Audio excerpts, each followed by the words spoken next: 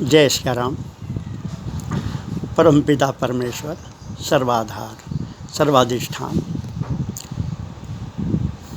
ज्ञान घन सच्चिदानंद घन परमात्मा की नित्य चिद लीला अंतर्गत बहुत सुंदर विषय परमात्मा चला रहे हैं। ब्रह्म निरूपण,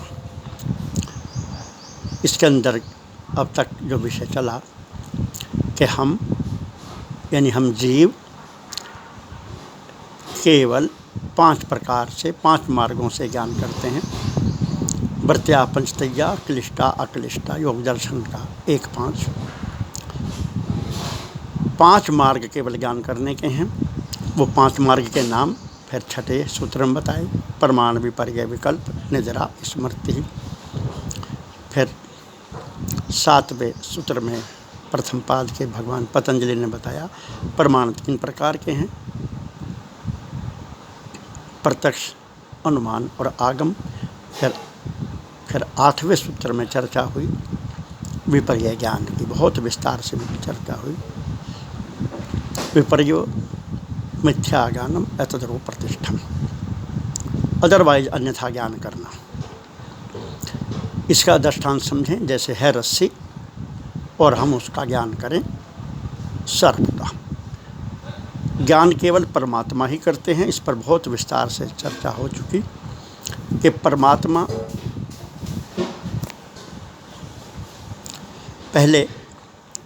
समाधिष्ठान विद्युत पावर हाउस की तरह हैं, जीव सब स्टेशन हैं, चित्त मीटर्स हैं, ज्ञानेंद्रिया सब मीटर्स हैं। ऐसे बिजली का प्रभाव ऊपर से नीचे तक डायरेक्ट केवल पावर हाउस से आता है। ऐसे ही जो ज्ञान की किरणें, ज्ञान के वाइब्रेशंस हैं, जो वृत्तियां हैं, वो केवल परमात्मा ही, चूँकि सब कुछ हैं, वही ज्ञान करते हैं और अपना ही ज्ञान करते हैं। ये विपर्य ज्ञान के अंतर्गत विस्तार से हो चुका। अब चूँकि परमात्मा को जब सरल ज्ञान करना है एकोम बहुश्याम बनने के बाद, तो प्रमाण के द्वारा करते हैं। लेकिन प्रमाण तो एक सरल ज्ञान हुआ। अब भगवान उससे भी और विलक्षण तरीके से, अद्भुत तरीके से ज्ञान करते हैं। अपने ही स्वयं ज्ञेय बनकर वो करते हैं विपर्य ज्ञान के द्वारा।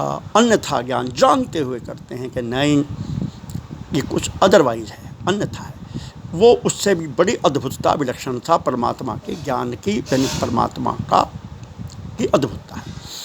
अब उससे भी बड़ी जो अद्भुतता है, जो भगवान की लीला का जो कमाल है, जो अनिर्वचनीयता है, जिसको वेद भी नेति नेति कहते हैं, वेद को, परमात्मा को, वो इसीलिए कहते हैं मन समेत जहीं जान न बानी, तर्क न सकई सकल अनुमानी, महिमा निगम नेति कही कहीं, ज्योति काल एक रस रही।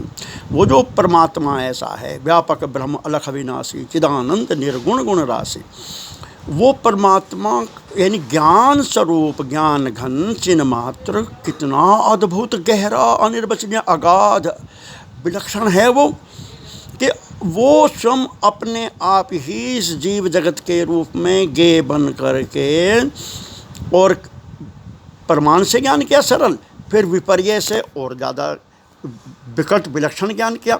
अब उससे भी विलक्षण अद्भुत तरीके से ज्ञान करते हैं भगवान विकल्प के द्वारा। जो विकल्प का मार्ग है, जो विकल्प वाली चित्त की वृत्तियां हैं, वो उससे भी बड़ी अद्भुत और विलक्षण हैं। विकल्प क्या है? अब थोड़ा विकल्प को समझो। योग दर्शन में भगवान कहते हैं 1:9 में, विकल्प क्या है कि जो शब्द ज्ञानानुपाति वस्तु शून्यो विकल्प, जो ज्ञान केवल हमें शब्द के द्वारा होता है और उसका वस्तु अर्थ वहाँ पर बिल्कुल शून्य होता है।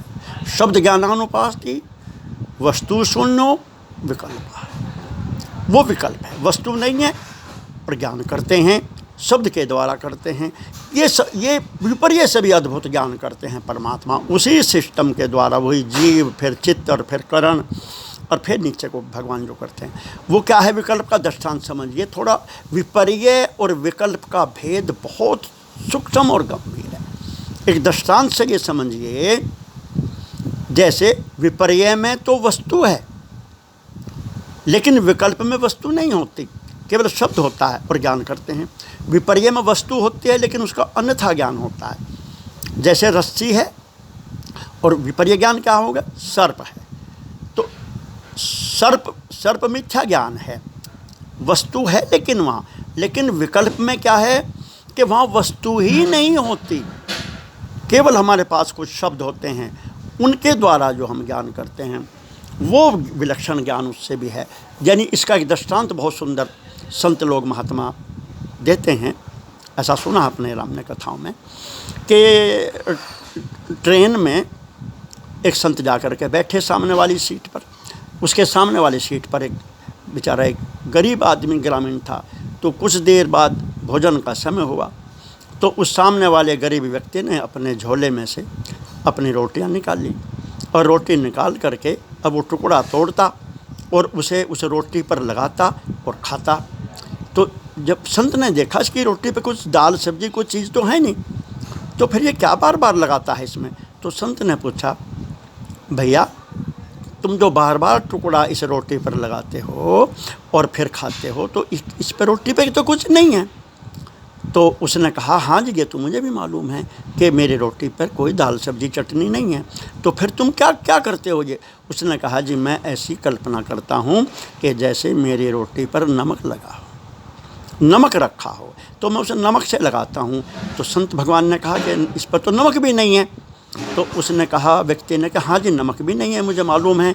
तो फिर कि मैं कल्पना करता हूँ नमक की। वस्तु शून्य विकल्प है, यानी वस्तु नहीं है नमक, लेकिन वो शब्द है उसके पास मन में कि जैसे मैं नमक को स्पर्श करके टुकड़ा नमक से लगाया और फिर उसको नमक को मैंने ग्रहण किया टुकड़े को। तो ये जो नमक है वस्तु शून्य और ये फिर शब्द के ज्ञान, केवल शब्द ज्ञानानुपाति, ये विकल्प है, ये उससे भी विलक्षण ज्ञान है। हम ऐसा अनेक बार नित्य बहुत ऐसा ज्ञान करते हैं केवल जहाँ वस्तु होती ही नहीं है और हम वो करने का ज्ञान करते हैं। बिल्कुल जैसे कोई बस बैठे बैठे और अपना हाथ से ऐसे उठावे थाली में से और खाता रहे। कोई क्या है थाली में तो कुछ भी नहीं है, कि हाँ रसगुल्ले खा रहा हूँ, कोई कहे लड्डू खाता हूँ, थाली में तो कुछ नहीं है, वस्तु शून्य है। तो ये विकल्प है। एक इसका दूसरा बहुत हम नित्य प्रयोग करते हैं विकल्प का, बहुत जनरली बहुत प्रयोग करते हैं सभी लोग, कि जहाँ शब्द होता है और वस्तु बिल्कुल नहीं होती और वो वस्तु हो भी नहीं सकती। जैसे सामान्य तौर पर चलो भाई आओ, चलो कुछ चाय वाय पी लो, भोजन कर लो, रोटी शोटी खा लो, चलो कुछ कथा वथा सुनेंगे, अरे कुछ सत्संग वत्संग भी कर लो। तो ये जो बाद में शब्द बोल ले आपने, चाय के साथ वाय, रोटी शोटी, भोजन कथा वथा, सत्संग वत्संग, तो ये जो बाद वाले शब्द हैं वस्तु शून्य है। वाय नाम की कोई चीज़ नहीं, लड्डू वड्डू कुछ नहीं है, भोजन कोई कुछ नहीं होता, कथा वथा कुछ नहीं होती, सत्संग वत्संग कुछ नहीं। तो ये जो शब्द हैं, हम इन शब्द के शब्द ज्ञानानुपाति हम ज्ञान कर रहे हैं, तो ये केवल उस शब्द के आधार पर, लेकिन वस्तु वहाँ बिल्कुल नहीं है। तो ये भी एक विकल्प की ब्यूटी है परमात्मा की ज्ञान करने की।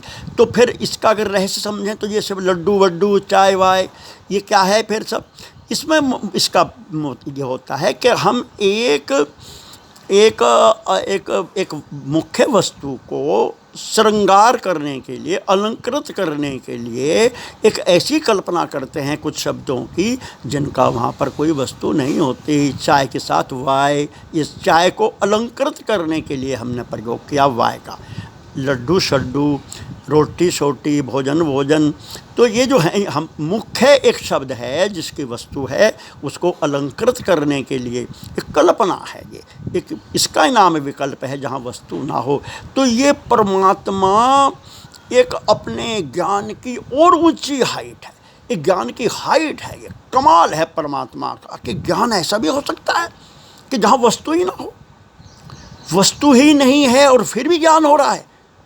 और विपर्य में तो खैर थी, कुछ विपर्य में तो कुछ धैर्य रख सकते हैं कि अन्यथा ज्ञान कर रहे थे, वस्तु तो थी, रस्सी तो थी, सर्प की तो नहीं था। अरे यहाँ तो रस्सी भी नहीं है और फिर भी ज्ञान हो रहा है, वस्तु शून्य है। शब्द ज्ञान अनुपाति। तो ये परमात्मा के जो ज्ञान की हाइट है, ऊंचाई है, जो कलाकारी है उस परमात्मा कलाकार की, जो नटवर नागर है, ये उसकी ज्ञान की और ऊंचाई और विलक्षणता, यानी अभूतपूर्वता, अप्रमेयता, अनुपमता, विलक्षणता है, जिसको वेद भी कहेगा बस हे भगवान, हे भगवान, हे भगवान, बस बस बस आप कैसे ज्ञान करते हो अपने गेय का, वो उस गेय का भी ज्ञान करते हो जो गेय है ही नहीं, यानी जो आप बने ही नहीं हो उसका भी ज्ञान करते हो, केवल शब्द ब्रह्म के आधार पर, शब्द ज्ञान अनुपाति। तो ये विकल्प की जो परमात्मा का ज्ञान की जो ये लीला है, ये बहुत अद्भुत है।